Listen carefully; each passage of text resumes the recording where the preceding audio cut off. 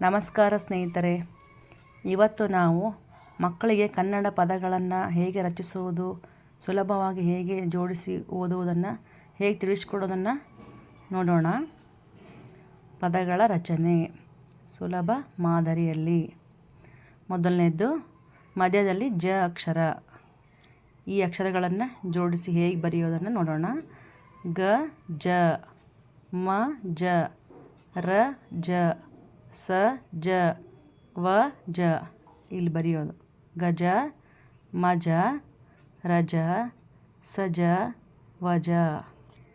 ಎರಡನೇ ಅಕ್ಷರ ರ, ಮಧ್ಯದಲ್ಲಿ ರ ಅಕ್ಷರ.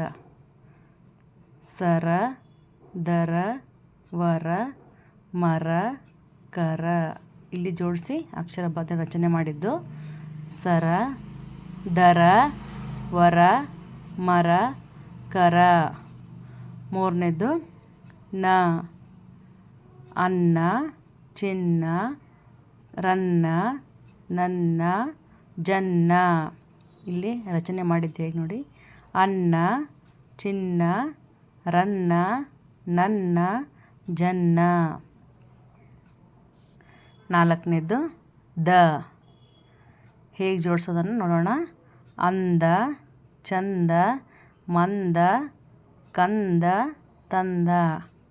ಪದಗಳು ಅಂದ, ಚಂದ, ಮಂದ, ಕಂದ, ತಂದ. ಐದನೇದು ಲು, ಮಧ್ಯದಲ್ಲಿ ಲು ಅಕ್ಷರ. ಹಾಲು, ಪಾಲು, ಕಾಲು, ಸಾಲು, ವಾಲು.